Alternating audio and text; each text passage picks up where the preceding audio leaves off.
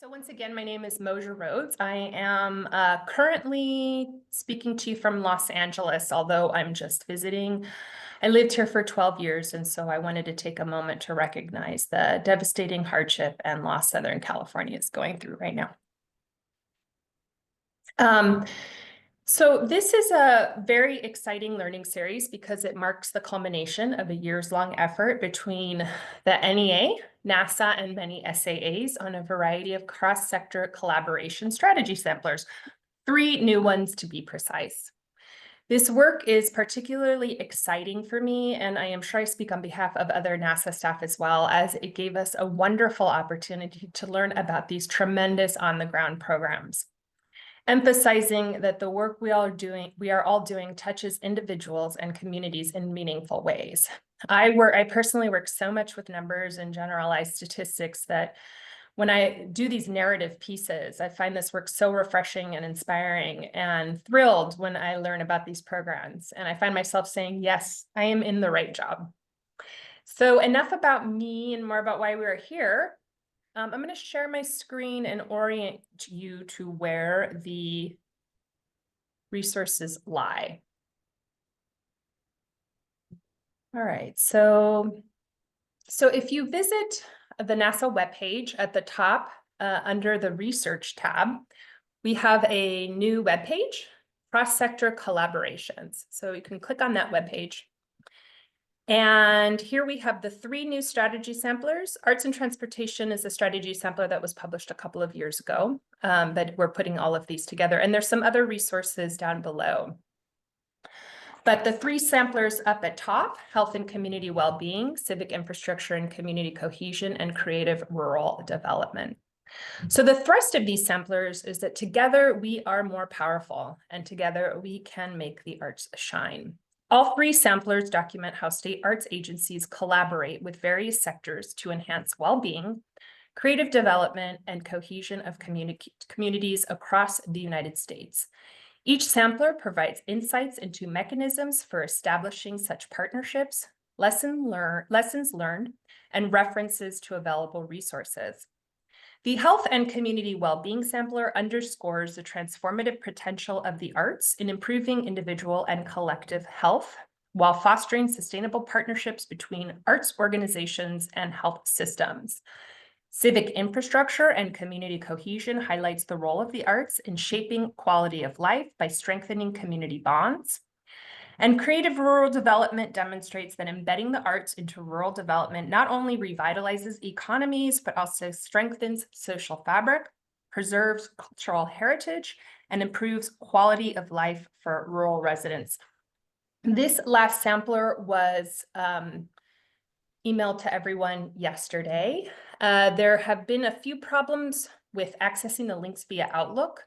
So I encourage everyone, if you're having any issues, just please visit our website, research, cross-sector collaborations, and you can access all the samplers here. So I will stop sharing, but I have a few more words. I would like to extend a major thank you to all of the SAAs and RAOs featured in these samplers. We know you are all busy, so thank you for giving us your time and help, and thank you so much for the work you do. I also want to thank the NEA for all the helpful feedback and guidance. And lastly, I would like to thank NASA staff for all the hard work that went into putting these together. The lay of the land for the next couple of hours. In about 30 seconds, we will be hearing from the NEA, Michael Orlov and Lara Garitano. We will be hearing from 2 examples, with 2 states, examples from the rural sampler and the civic infrastructure sampler. We will first be hearing from Georgia and their More Than Murals program. Tina Lilly will be presenting from the Georgia Council for the Arts, and Cindy, Idson. I don't know if I pronounced that correctly. I hope so. From the Georgia Municipal League. We will also be hearing from Pennsylvania, the Creative Business Loan Fund Program, Sarah Merritt, Pennsylvania Council on the Arts, and Adam Kenny, Bridgeway Capital. Ryan will facilitate a conversation, and we will also allow time for questions and answers from the audience. So with that, I pass it on to the NEA. I guess that's coming to me. Thank you, Moshe. It's great to be together. Happy New Year. I guess you could still say Happy New Year. And we're wishing you all a happy, healthy, and productive 2025. LA County is very much on our mind as well. So we're sending good thoughts to everyone in the affected areas and hope that there's an end in sight very soon. A big thank you to our colleagues and friends at NASA for pulling this webinar together. Also, the strategy samplers are really fantastic.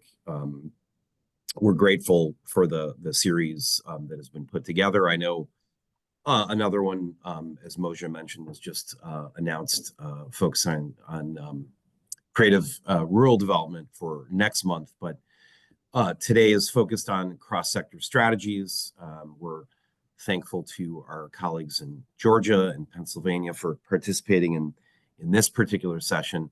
And, in many ways, this is an extension from many of our conversations we have all had in the past couple of years. I am reminded of the dialogue from our time in Santa Fe. And of course, it's kind of hard to believe that it was almost exactly a year ago that many of us got together at the NEA the day before the Building, Bridging, Thriving event, and NASA, I believe Pam Bro, led us in an informal conversation about cross-sector work. And then the next day we all gathered here. And welcome to a tutorial. Whoop. Can you all still hear me? Yes. Okay. Where was I? Yeah. And the next day we gathered here and in person or somewhere online for the Building, Bridging, Thriving Summit, where we learned so much about cross-sector partnerships at the federal level. We heard from so many powerful speakers. I'm sure we all have our favorites, but for me, the greatest value was having the work validated over and over again. Amplifying that the arts being at the center of so much of this cross-sector work is just, imperative. We made some announcements and shared some highlights, including the launch of a federal interagency working group focused on arts, health, and civic infrastructure. We also talked about an artist in residence program that we launched in partnership with the U.S. Environmental Protection Agency, embedding artists within national estuaries or urban water locations for, I think, the next 18 months. We also talked about our own agency's investment in arts and health work that had several components, including funding for some demonstration projects and also work that we're going to be doing with the state arts agencies. And I think that is a perfect segue to move to the next slide and hand it over to my wonderful colleague, Lara Holman-Garitano. Thanks, Michael. Yes, it was at that summit that our NEA chair, Dr. Maria Rosario Jackson, announced the NEA's new Arts, Health, and Wellbeing Pilot Initiative.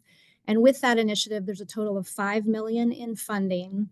That funding supports the integration of arts and culture into strategies that aim to strengthen belonging and social connection, and strengthen them as a dimension of improved health and well-being of individuals and communities.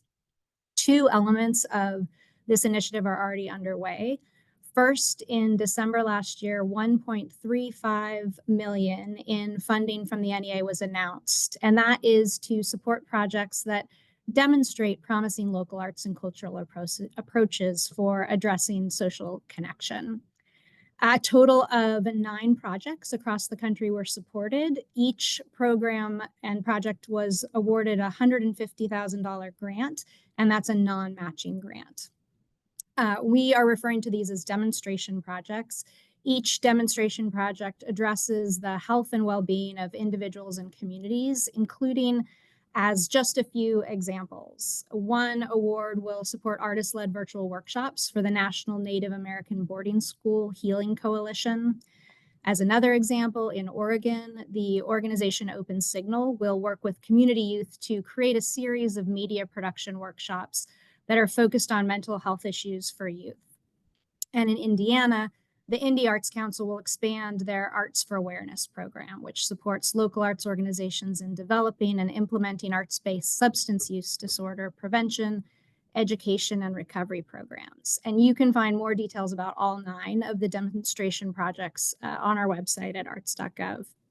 Then the second element underway, which Michael mentioned, is specific to state arts agencies with partnership agreement supplemental funding. It's available for projects that lead to increased social connection and belonging. And state and jurisdictional arts agencies were invited to apply for funds to either advance, deepen, or expand work at the state level in driving belonging and social connection, or to initiate new exploratory work or a demonstration project. And funding for this element is available in 2 tiers, either $25,000 or $75,000. And while requests for this element are still under review, we were really pleased to see the level of interest from state arts agencies on this. We received 43 requests for this supplemental funding, including 31 requests at the $75,000 tier and 12 requests at the $25,000 tier. And we're looking forward to continuing the review of these requests. Awards will be offered this spring after review and approval at the March 2025 National Council on the Arts meeting.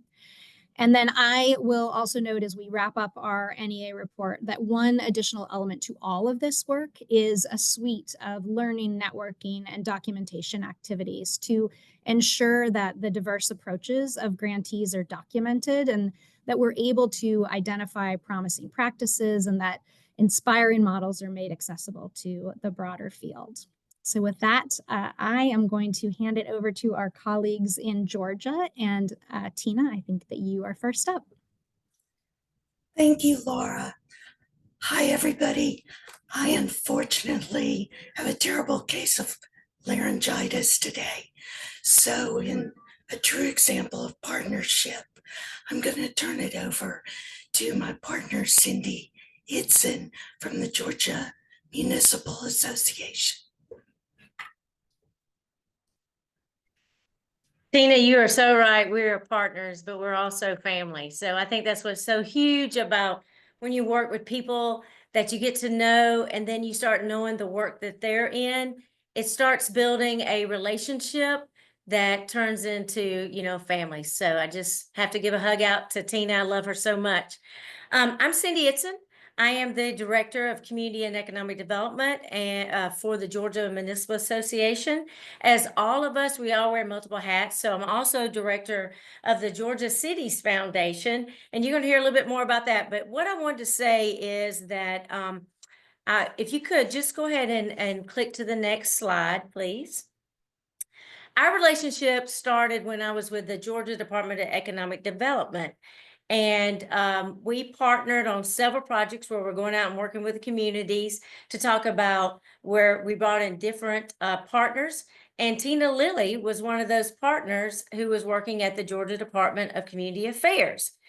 What we found out, and that's when you start working together and we start moving in a direction, and you're going to hear about why we're going to talk about the nuts and bolts of the More Than Murals workshop, is where you start, who you meet, and then where you go from there.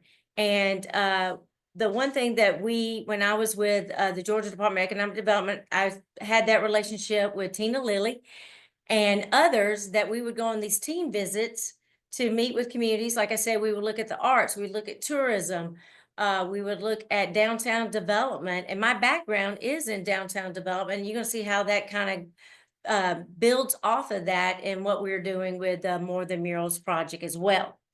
Let me go ahead and click to the next slide, please. Thank you. with the fact that we were working on doing tourism product development teams, we ended up, Tina and I did across the state of Georgia, close to 75 teams across the state, working with communities, trying to help them look at why arts is an economic development tool for their community. And like I said, I learned so much with Tina, and it stayed with me. And then after being with the Georgia Department of Economic Development for 7 years, I moved over to the Georgia Municipal Association. And I'm not sure if y'all are familiar with that. I'm gonna go over just a little bit of details with what the Georgia Municipal Association does. But we represent legislative advocacy for cities, for state and federal level, to make sure that they're getting the things that they need. We also provide training and education. We also get into more boring stuff, municipal employment benefits, which those are great for us. But when you're getting out there, getting to work with the communities, that's where I really want to be. We also provide services to cities where we provide technical assistance. We also help communities design effective plans for their downtown and their community.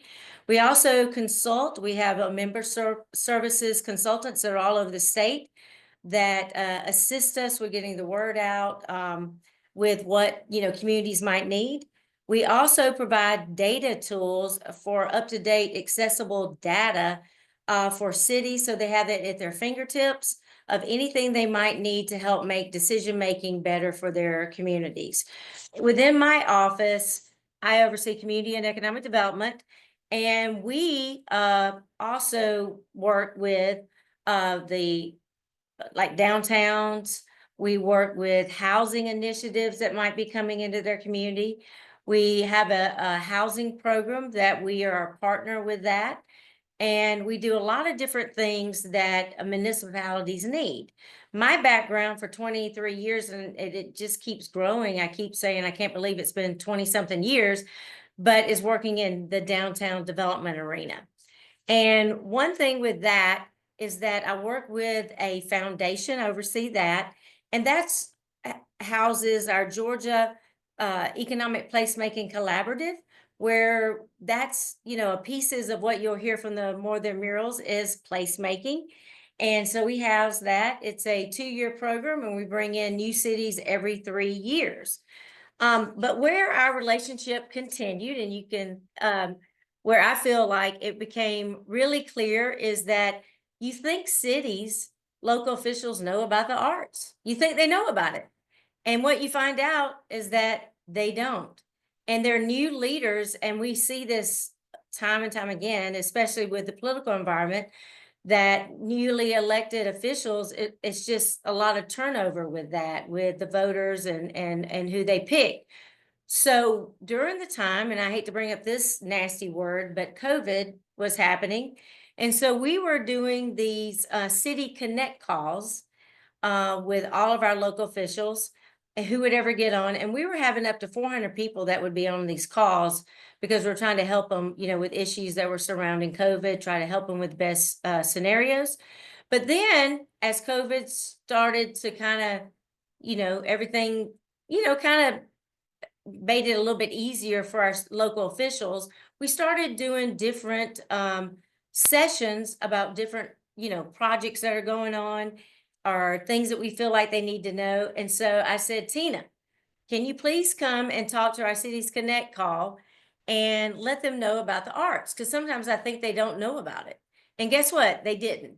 And people that were in that meeting were so thrilled to hear about what Tina, she had such great examples, was talking about what was happening, not just in Georgia, but nationwide in the arts. And we were flooded with a lot of questions afterwards. And then Tina and I started talking. I said, girlfriend, it's time to get, we got to do something.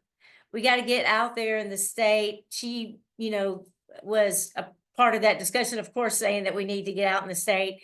But we decided that we need to look at something that could answer a lot of these art-based ideas that are out there that local officials just are not, they just don't know about. So go ahead and click to the next slide, please.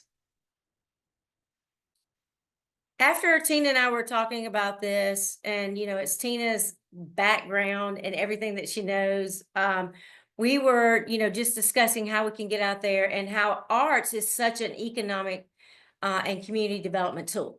It does so much for our communities, and we want to make sure that local officials get it and they understand that. So we started talking back and forth and brainstorm about a best way to get local officials and artists from their community into the same place. Local officials don't always think about that artists have the solutions to a lot of the, issues that they might have in their community. And so we started thinking about what would be the best way to tackle this community problem and how do we work together on this. And so if you could click to the next slide. We decided that what we should do is invite these folks to a community where the arts were used successfully to spur economic and community development, and where the city regularly partnered with local artists and art organizations. Yes, there is a city in Georgia that did that. We were very excited that we were able to pull that group in, and they were supportive of that. But an easy choice for that model city was the city of Thomasville. I don't know how many of y'all have been there. It's a rural community in South Georgia, 18,000 people. But we hope that the city official, business owners, and artists in Thomasville could all share their experiences, which were incredible. We couldn't believe what they had done. Even when we got there, we couldn't believe how much had been done, to share their experiences and how they worked together to come up with solutions. So we met with both the city officials in Thomasville and their leadership at the local arts center and asked them to co-host a 2-day retreat with us to talk about how the arts in a community can be more than just murals. I don't know about y'all when you're working in communities, but they say, hey, let's do a mural, and that solves their problems of saying, hey, we're working with the arts, and that's not it. If you could click to the next slide. What we were looking at, we decided to limit participation to cities with a population below 50,000. In order for this workshop to be more effective, we needed 3 specific people at the table. Each community had to have someone from this area to attend. It had to be a local official that is involved in making financial decisions for the community. It had second, someone involved in downtown development that are actually going to make some of this work happen. And then our Main Street director, tourism director. But we also wanted an artist or a staff member from an arts organization. We invited rural communities to apply to this workshop. Each city had to list the 3 attendees and describe what they hope to gain by attending this workshop. We also asked each city to describe an issue in their community that they wanted to address in this retreat. What was incredible, I mean, this thing got rolled out real quick. We ended up having 46 applicants right out, just boom. And then after reading over the applications, we selected 12 cities to participate. If you can click to the next slide, please. Thank you. We decided that day 1 of the retreat would look at Thomasville's success. So we started with an overview presentation about what Thomasville had done with the creative placemaking and cross-sector partnerships with all of the members that we talked about. Next, we had a Q&A with Thomasville's mayor and his dog. He always brings his dog everywhere. So he had his mascot with him, which we thought was wonderful. Tina and I, when we travel across the state, we always have some interaction with a dog. So we were really excited that the mayor brought his. We also had a city manager, tourism director, business owners, director for the Arts Council, and artists. Attendees could then get answers to their questions from multiple points of view, which we thought was really important, and learn how this group of people work together. Yes, they work together to overcome roadblocks within their community. Next slide, please.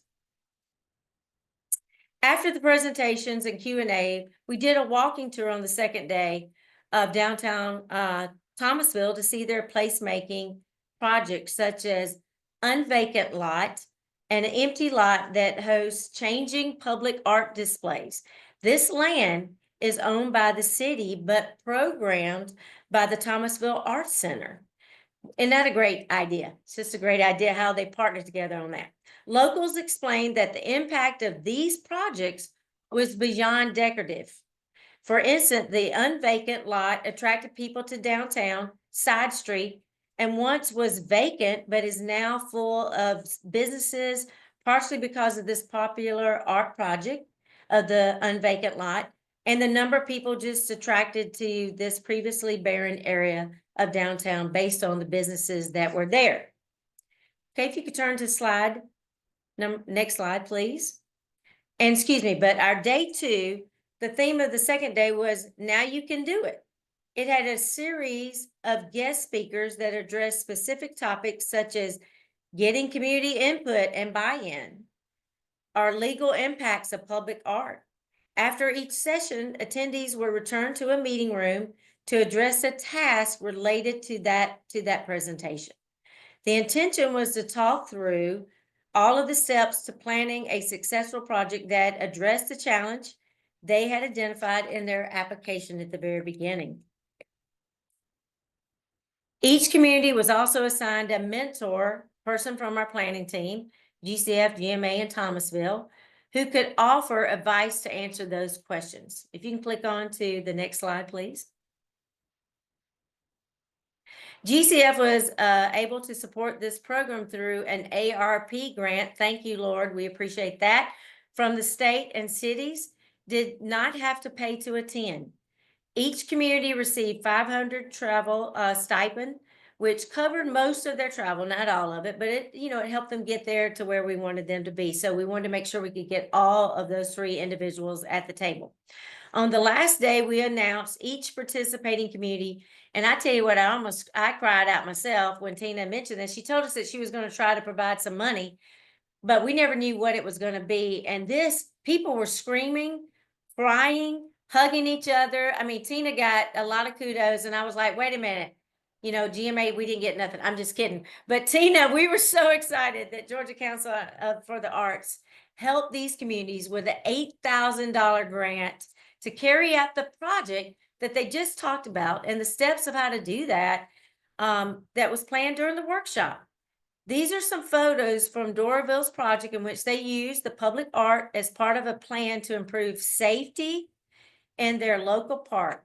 Doraville is a community with many immigrants, so they hired artists from each of the targeted communities to ensure that all people who wanted to participate could find an artist who spoke their language. I mean, how creative is that? And this came out of being a part of this process. They also wanted people, no matter where they came from, could claim ownership of this park and have buy-in of this park. Okay, if you can click to the slide number 11. Thank you. Another community called Cairo wanted to find a way to tell visitors about all that there is to do in their community. They did do a mural, but you're going to hear that something was a little different about this, because I know it's more than murals. We're more than that. But they painted a very attractive, as you can see, mural, which contained QR codes for local sites that they could visit throughout their community. During the project period, each of the community teams communicated with other teams via Facebook groups, phone calls, Zoom calls, whatever they need to do to ask questions and to share their successes with each of those 12 teams. Okay, if you can click to the next slide, please. We learned quite a bit from this pilot program when we are currently trying to figure out the best way to move forward with this type of training. We will no longer have access to the ARP funds after 2026. So we can't Tina can't financially support the same type of program in the future. And we get that. I mean, we have to come up with new ways of thinking. We're not always going to have funding there. So when we get people in there, we're going to make sure, they're going to have some buy-in to this project.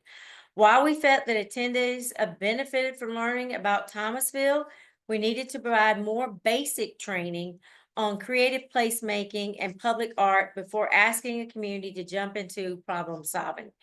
But we're thrilled about the connections that we made between artists and government officials, but both GCA and GMA are committed to working together on creating programs that demonstrate to cities how they can incorporate the arts in addressing economic and community development. And I'm going to tell you, after we finished this and we saw the impact of what has been happening in these communities, it makes you feel like, wow, we actually saw success with why we started where the More Than Murals workshop started and where it ended up. It ended up being more than what we expected. And it has provided us the opportunity of where we're going to go in the future to, like we said, working with local officials, working with the arts. How do we look at that list? How do we make it happen and how they continue to make sure they can move the arts in an understanding that arts is economic development in this arena? And if we can, I would like to open it up to any questions. But I'm going to tell you, it has just been a real honor to know what Thomasville has done, what these 12 communities have done in their cities, and get to continue to really keep learning myself. But like I mentioned to you, voters get angry, they vote local officials out. So we want to make sure that we have a workshop, a training piece that can help those city officials get ready to keep learning more and understand why the arts and placemaking is so huge for the overall plan that they need to develop for their downtown, for their city, and why the arts has to be a part of that. I'm a believer, but you want to make sure others, local officials, get it every time, because let me tell you something, sometimes they just don't. But when you have them all working together, and then you have this great example of what came out of 12 cities making these projects work, it is a huge success for the state of Georgia. And if you look at doing this in your own community, it will be successful across, the United States. So thank you so much. Tina is going to be typing in the chat to answer her questions. Be glad to ask, or I can look at the chat and be able to read hers. That's what partners do. That's why we're here together. But I just want to thank you for allowing us to be here. And if you have any questions, let us know. Thank you so much. And there was a question about where they could learn more, and you can visit the strategy sampler, but maybe Cindy and Tina could also provide where they can get more in-depth information on that program. And that was so great. Really, it's like tears to my eyes. Some of those pictures are just so exciting. So I will pass the baton to Pennsylvania. Hello, everyone. I'm Sarah Merritt. I am the Director of Pennsylvania Creative Communities and the Creative Economy for the Pennsylvania Council on the Arts. And Cindy and Tina, that was a great presentation. So just to give a little context, the work I do in Pennsylvania supports arts-based community and economic development projects or creative placemaking projects. So it's always wonderful to see how other states are supporting this really vital work into strengthening communities. So I am going to talk to you about our Creative Business Loan Fund. Next slide, please. So just to give a little context, I'd just like to give some credit here. This program was conceived by the Pennsylvania Council on the Arts Executive Director, Carl Blischka. I know many of you probably know Carl. He came to the Council on the Arts from his previous work in community and economic development for the state of Florida. So he has a lot of expertise in this area. So yeah, I just wanted to give a shout out to Carl. This program really came out of when we were gathering information for our current strategic plan. And during that time, we spent almost a year talking to Pennsylvanians across the Commonwealth and people that weren't just in the arts sector. We really were intentional about talking to people across all sectors doing work in communities in our state.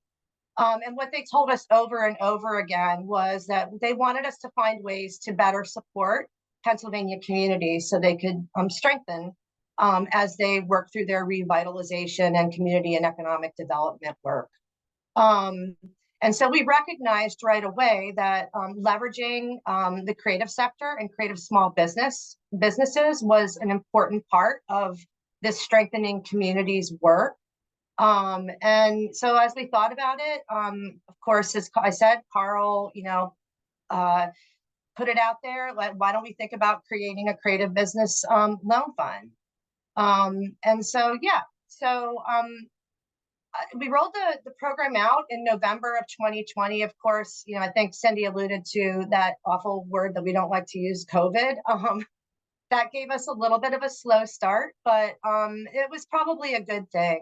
When Carl and I first started talking about this program, we spent some time traveling and pitching the idea to different community development finance institutions across Pennsylvania, which I think Adam and I will refer to as CDFIs. And Adam can elaborate on this a little bit more, but I'll just give it to you in a nutshell. If you don't know what a CDFI is, it is a community development finance institution. In other words, it's a finance institution that serves underinvested communities and people across the area that it serves. And as I said, Adam is the expert on this. So initially, after pitching it, we had two partners that were really excited come to the table. Of course, Bridgeway Capital and then Community First Fund.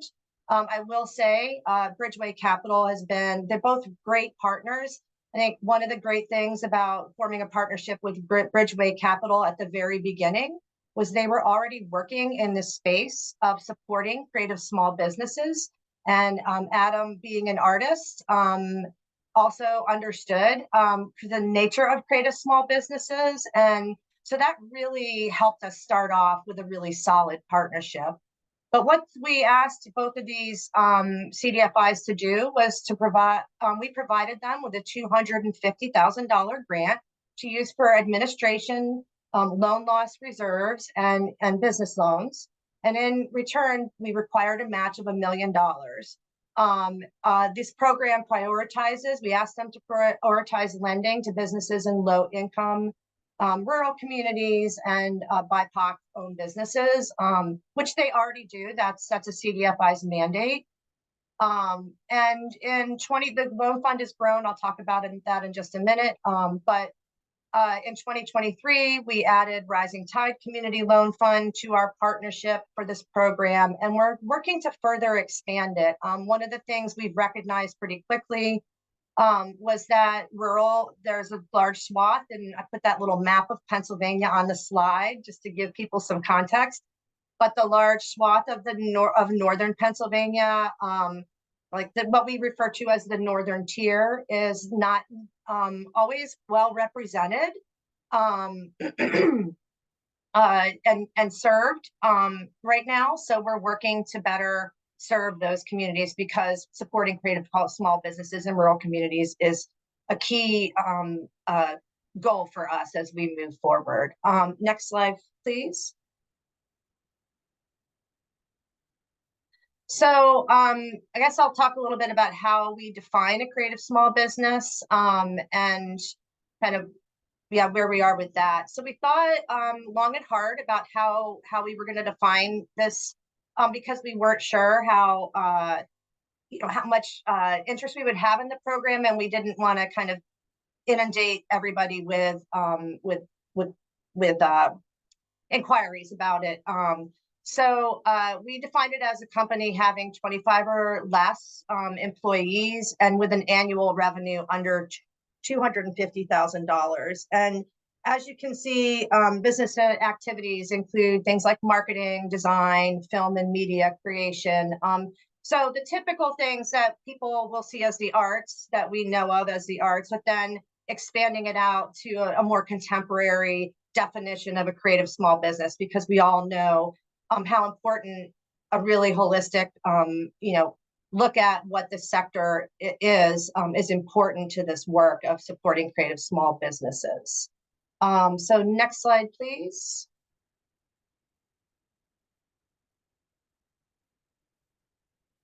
So, whoops, there we go. So typically the loans are between $5,000 and $250,000. We've had a couple of loans that have been more than $250,000 in about 4 years, a little bit over 4 years since we rolled out the program. Again, I would say that this program prioritizes lending in underinvested communities and populations. And loans can be used for a variety of things, including working capital, marketing, access to markets, business and professional development, those sort of things. Just recently, I kind of crunched the numbers for this program, and I think it's really telling that when we rolled out this program, we did include real estate acquisition as an allowable use of the loan funds. And we weren't really sure what that would mean. And really, it's been really great to see that about a third of these folks have used these funds for acquisition of real estate. And to me, that's really vital, because that says that they're really invested in their community, in their place, and they want to, stay in that place. And I think, as in terms of wealth building and giving people autonomy, or helping people have autonomy, owning your physical space is really important. So I think that's been a great outcome that we didn't necessarily anticipate when we rolled it out. About now, we're at about 37 loans that have closed. I think it's probably more like 42 loans. The average loan amount tends to be $131,000, but again, we've had loans as low as $5,000, and then a couple over $250,000. So yeah, this has been a really wonderful program. I think that I know that we intend to continue it, and we are looking, as I said earlier in my presentation, to grow it. I think, when we think about at the Council on the Arts, we really we look at our arts and culture community in our state, and we refer to it as our creative sector, because it does include nonprofit and for-profit entities and individuals across the Commonwealth. And it's important to remember in your own states what your creative sector contributes to your state's economy. And in Pennsylvania, that's $30 billion. And I think employs about 175,000 people.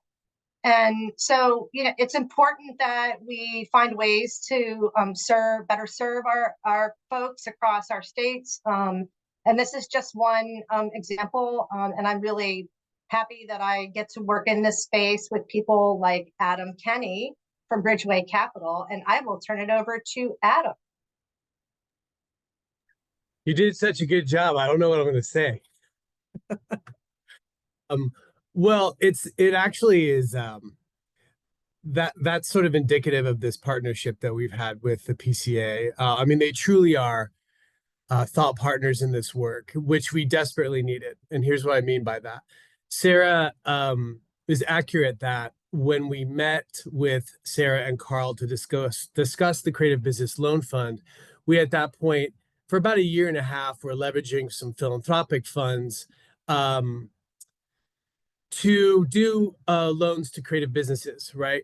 But it's one thing when your funder and thought partner is sort of a regional foundation, even a substantial one.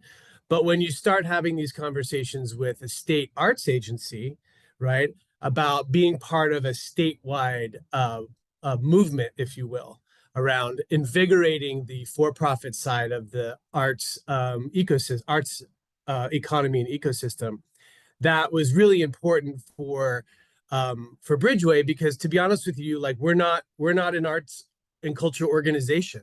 So it added some much needed credibility that our focus on creative businesses was aligned with larger efforts in state government. So we've been able to leverage that relationship with the PCA to open up new doors for not only building up the Creative Business Loan Fund, or our capacity to do that lending, but also, and this goes with what CDFIs do as well as lend, right? We do capacity building for the small businesses. That's essential. That's actually what I'm in charge of as the Chief Programs Officer. I don't do lending per se. Everyone else at Bridgeway basically does, except for me and my team. But we make sure that the entrepreneurs we work with, creative or otherwise, have the skills and the network to be successful with their capital, right? So that's why I think we're such a great partner for the PCAs, we're not just any old lender, right? We're a nonprofit social impact investor. So those same higher goals that the PCA wanted to accomplish, not just investing in artists, but where are they? Who are they? As Sarah said, we align perfectly there. So as a CDFI, I'm going to go ahead and drop our URL in the chat as well if you want to learn more about Bridgeway Capital as a CDFI. There's thousands of us across the country, right? You probably have a number in your backyard. So I encourage you to reach out to them and see what kind of collaborations are possible. It doesn't have to be a loan fund. But Bridgeway Capital mostly serves Western PA. We do have a cohort running now in State College. So truly all of Western PA, which is the middle of the state. But we're also in Northern West Virginia and Eastern Ohio. We do about $25 million a year in lending. So that seems like a big number, but actually it's like barely even a drop in the bucket compared to a normal financial institution. Our loans range anywhere from $5,000 to $5 million, and that's because we serve both small businesses looking to do loans in equipment and working capital, but as Sarah said, we can also support larger transactions for commercial real estate. But we also complement that with a wide range of business assistance activities, and we have a very diverse suite of business assistance programs specifically focused on the creative economy, right, on creative entrepreneurship. We actually own a building that is about 150,000 square feet, and 25% of it is owned and activated, or is activated, excuse me, by creative businesses looking to grow. So that's sort of us in a nutshell compared to other CDFIs.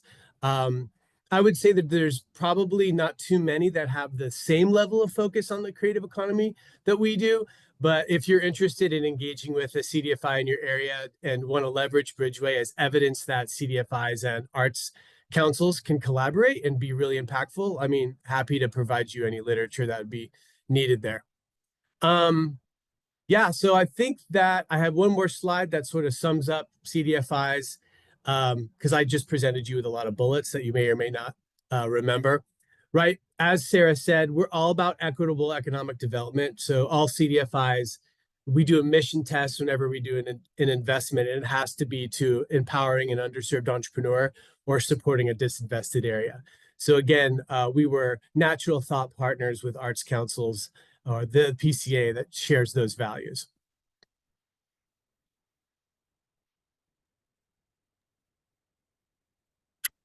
Thank you so much, Adam and Sarah. That was just a wealth of inspiration. What a wonderful program. Thank you very much for your time. And Ryan will end the session with some conversation. Yeah, thanks everyone. Thanks Moja, Adam, Sarah, Cindy, and Tina for these great presentations and for your exemplary programs. I just want to ask a few questions to help us discuss some of the challenges and benefits of cross-sector work and some of the lessons that you've learned. We've got a little bit of limited time here, so we'll probably just get a few questions and try to get something from the audience in. But yeah, to kick it off, I'll go ahead and start.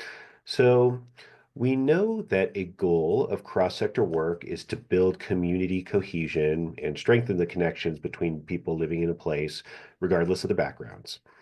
And so my question is, how do you think your programs contributed to building community?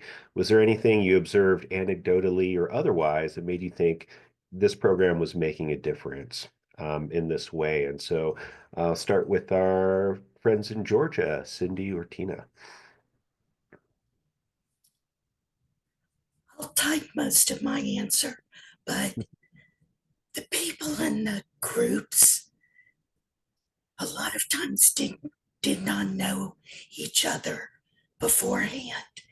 And a lot of the city officials that came told us that there weren't any artists in their cities. So we thought, so just to get them in the same place and talk to each other, I think was a huge accomplishment. Cindy, you agree? Yeah. I totally agree. And one thing is I want to add to Tina's is that a lot of the areas were underserved areas. Like we talked about, that whole area where the vacant building, the vacant lot is, was in an area that was not the normal place where everybody had investment going on and businesses. It was vacant. And so once they started using the placemaking piece, that component, it really made it different. And what we are seeing with these other 12 communities is they're doing the same thing. They're trying to bring on a minority sector who are not at the table. When you were talking about in Doraville and trying to bring in different people to have a connection to the park where they didn't feel like it was their park. So those are the things. And Tina, 100%, city council don't know that they have artists in their community, and they never until this moment. And we did have naysayers during they had one local official that kept saying, no, I just don't see why we're doing this. It doesn't make sense. And finally, other leaders were coming over and saying, it works. It's good. It makes sense. And so he actually flipped and started believing in what was going on during the process. So he became a believer. It took a little bit. I wanted to take him out back and talk to him, but it ended up all working out. It ended up working out for us. But they just don't see, council don't see that artists can bring the answers. And so that's what we always are out there saying. And Tina is a presenter for us at a lot of our conferences. And we have a lot of people that attend those sessions. They sell out for when we're having our conferences across the state. That's great. Seeing it in action really changes those hearts and minds. Yes. Adam and Sarah, anything to add to that question? Sorry, I have a hungry cat. I don't know what's going on. She's climbing on my back. Let's see. Well, I think Adam is more boots on the ground, so I think he can probably speak to this. I would say, like for our part from the state level, just the number of inquiries we get about this program kind of is evidence that people are recognizing it and it's important. I guess I would also say that out of the loan program, we have another program called the Creative Entrepreneur Accelerator, which provides grants to creative small business owners, across startups and existing. And that's been really, really popular. And so, just in terms of that work and how we've been able to expand our work in this space, is evidence that these programs are contributing to building community. But Adam, you can speak to it. Yeah, I would say that, as a sector, creative businesses are pretty insecure about their small business ownership skills and potential for impact, right? And as community and economic development happens, there's sort of like collateral damage, right? And they're not active participants or players. So through our technical assistance and through the capitalization, you see a level of commitment and seriousness to being real allies in equitable economic development, right? Because they're not walking around with their shoulders slumped over like, oh, I'm an artist, I don't understand money, I can't really do anything. They get empowered by the skills that we share with them, and then when they're capitalized, right, that's when you really start seeing action, because that's what it takes. So to see a whole sector of the local sort of regional economy feel like it has more of a say in the way that the community evolves is really exciting. That's great. Yeah, and so actually the next question that we had planned was more about talking about the new opportunities that these programs opened up for you, but I felt like that was really apparent in the presentations. And so I'm just going to skip over to the other side of it and talk and ask the question about challenges. So what challenges did you encounter in forming these partnerships? And this could be administrative, programmatic, bureaucratic, or otherwise. And were there ways you were able to deal with these challenges that you might offer as advice to your colleagues across the country. And start with Pennsylvania, Adam or Sarah.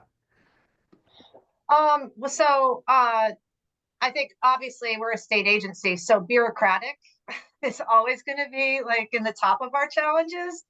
But I think, if you really think about it, there are ways to make it work. You just have to be creative, and that's in our nature. So, that should be in our wheelhouse, right? I think on the other side of it, as we started pitching this program, as I said, like Bridgeway was natural because they were already working in this space and they understood it. But to folks that might not necessarily understand it, it's really trying to be able to frame the conversation in ways that they will understand and provide them with, the information that helps them understand it better. But I think it goes back to kind of what Cindy was saying, is like really educating folks on the importance of the creative sector in our state and in our ecosystems. And sometimes that's a heavy lift, but when you can get those people that don't understand it to really get it, they can be your biggest champions. So I think that was another thing that was maybe difficult outside of like the Bridgeway folks, was really getting folks to see the importance of it. And it also goes to that whole thing that Adam just said about, really lifting up capacity for creatives and small business owners, and in terms of their business acumen, because we have to leave behind this whole idea that artists have to starve, and if they make a living off their creative practice, they're selling out, because that's ridiculous. And sometimes I get really offended by that, because I'm also an artist who used to make a living off my creative practice. So like we have some work to do in terms of how we frame, how we talk about that work. Yeah, I'm just going to piggyback on that. The starving artist stereotype, which is usually espoused by those that are leveraging a significant amount of privilege, because they're not really starving, right? It's just part of their outfit, their uniform. But when you're dealing with underserved communities, where the hierarchy of needs is like really out there, you can't have a creative business and not think about paying your rent. So not talking about money, it doesn't really work. So to try to push that stereotype away, because even folks that can't afford to hold on to that stereotype of selling out is selling out will still do so, because that's how powerful it is. So changing the mindset of capital being inherently evil to be capital being a force for social impact, right? Of artists sort of leveraging their sort of activist proclivities to actually do more than like protest, but actually to capitalize and create meaningful jobs and capture space from gentrification. I mean, it takes money to do those things. So, changing those hearts and minds has taken a while.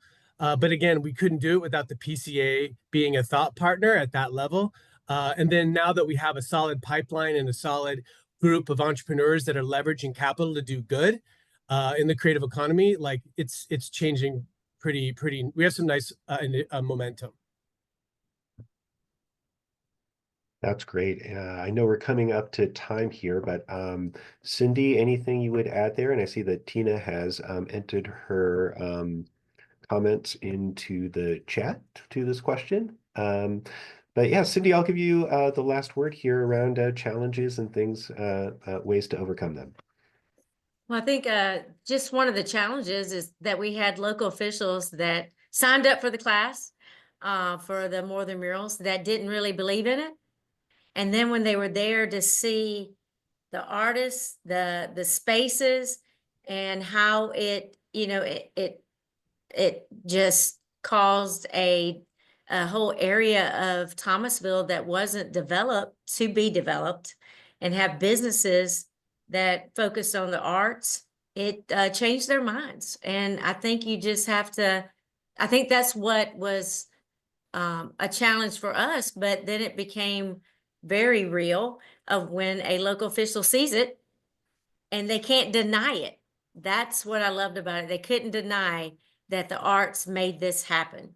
And Thomasville was one of those cities that we knew it was going to sell for local officials, But when you saw this one official, and there were probably others, they were just scared to say anything once we pointed out that one guy who was against, thinking that things weren't going to be that way. But I think it's the mindset of, local officials not seeing how the arts makes an impact. And Tina, I want to leave you with the last word.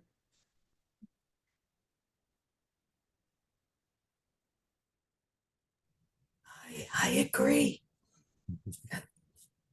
Perfect.